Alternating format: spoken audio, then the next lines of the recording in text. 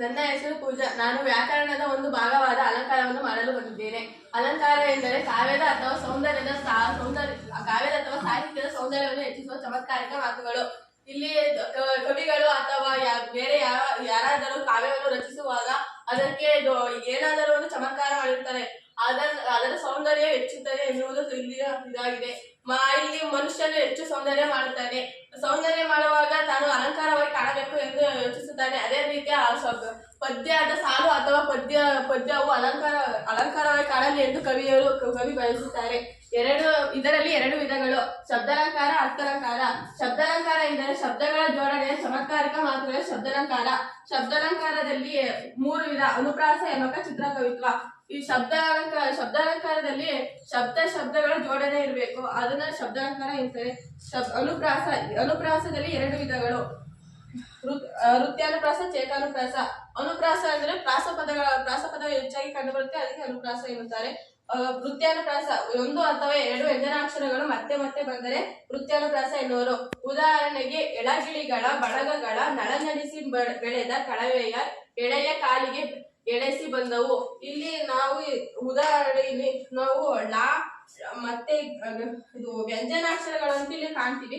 ವ್ಯಂಜನಾಕ್ಷರಗಳಲ್ಲಿ ಇದು ಲಾ, ಗಾ, ಳ ಮತ್ತೆ ಗಾಳ ಬಂದಿದೆ.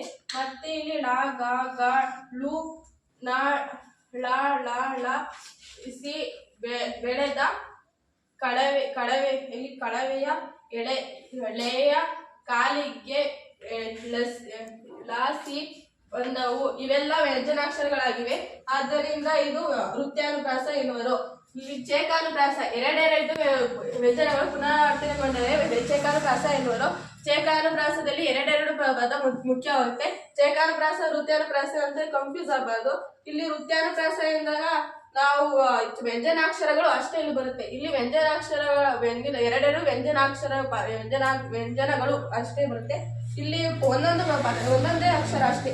ಲಾ, ಗ, ಳ ಅದೇ ತರ ಇಲ್ಲಿ ಕೆಲದೋಳ್ ಪುಳಿಂದಿಯರೆ ಪೇಳ್ ಬುಲಿ ಬಂದೋಡ ಮಂಜಳ್ಕಳ್ ನೋಡಂ ಇದೊಂದು ಬರುತ್ತೆ. ಮತ್ತೆ ಚರಾದಿನ್ ಕಾಡಂ ಸಲೆ ಪವಸಿಂ ಮರೆದು ತಣಿದು ಬೇಡಂ. ಇಲ್ಲಿ ನೋಡಂ ಕಾಡಂ ಬೇಡಂ ಇಲ್ಲಿ 2 ಬಾರಿ ಪುನರಾವರ್ತನೆ ಆಗಿರುವುದರಿಂದ ಇದೊಂದು ಚೇಕಾನುಪ್ರಾಸ ಎನ್ನುವರು. ನಾವು ಮಾಡಿರೋ ಪಾಠ ಅರ್ಥ ಆಗಿದೆಯಾ? ಅರ್ಥ ಆಗಿರೋ ಕ್ವಶನ್ ಕೇಳಿ. ಅಲಂಕಾರ ಎಂದರೇನು? ಕಾವ್ಯದ ಅಥವಾ ಸಾಹಿತ್ಯದ ಸೌಂದರ್ಯವನ್ನು ಹೆಚ್ಚಿಸುವ ಚಮತ್ಕಾರಿಕ ಮಾತುಗಳನ್ನು ಅಲಂಕಾರ ಎನ್ನುವರು. ಶಬ್ದಾಲಂಕಾರ ಎಂದರೇನು? ಶಬ್ದಗಳ ಜೋಡಣೆಯ ಚಮತ್ಕಾರಿಕ ಮಾತುಗಳನ್ನು ಶಬ್ದಾಲಂಕಾರ ಎಂದು ಕರೆಯುತ್ತಾರೆ. ಉದಾಹರಣೆ: ಅನುಪ್ರಾಸ, ಯಮಕ, ಚಿತ್ರಕವಿತ್ವ.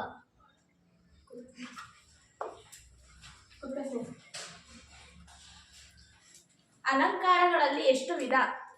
ಅಲಂಕಾರಗಳಲ್ಲಿ 2 ವಿಧ: ಶಬ್ದಾಲಂಕಾರ ಮತ್ತೆ ಅರ್ಥಾಲಂಕಾರ.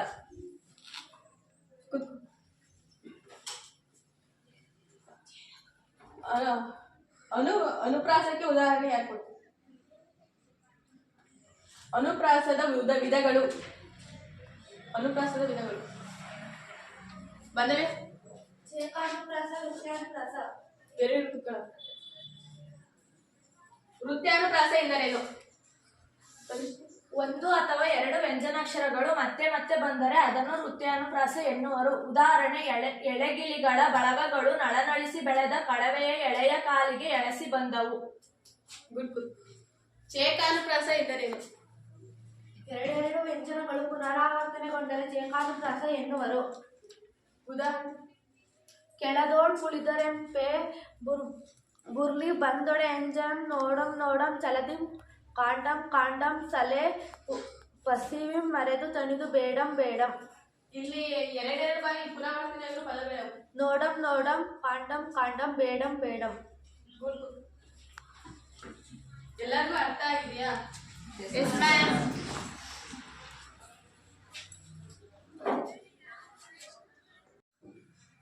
ಯಮಕ ಇದು ಶಬ್ದಾಲಂಕಾರದ ಎರಡನೇ ವಿಧ. 3 ಅಥವಾ ಅದಕ್ಕಿಂತ ಹೆಚ್ಚು ಅಕ್ಷರಗಳುಳ್ಳ ಪದವಾಗಲಿ ಪದಭಾಗವಾಗಲಿ ಒಂದು ಪದ್ಯದ ಆದಿ ಮಧ್ಯ ಅಂತ್ಯದಲ್ಲಿ ನಿಯತವಾಗಿ ಮತ್ತೆ ಮತ್ತೆ ಬಂದರೆ ಅದನ್ನು ಯಮಕ ಎನ್ನುವರು. ಈಗ 3 ಅಕ್ಷರಕ್ಕಿಂತ ಹೆಚ್ಚು ಪದ, ಇಲ್ಲಿ ನಾವು ಉದಾಹರಣೆ ಬರೆದದ್ದು ಅಮಳ್ಗಳ್ ನಯವಿಕ್ರಮ ಗುಣ, ದಮಳ್ಗಳ್ ನೃಪಶಾಸ್ತ್ರ ಪರಿಣತ ವರಂ ಸಮರ ಗೊಳಗ್ರ ಶೌರ್ಯಂ ಸಮರಸ ಸಂಪನ್ನ ವಾನು ದಾರಮಪ್ಪನ್.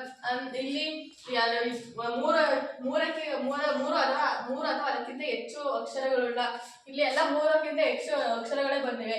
ಇಲ್ಲಿ ಅಕ್ಷರಗಳು ಪದವಾಗಿ ಪದಭಾಗವಾಗಿ, ಪದ ಅಂದ್ರೆ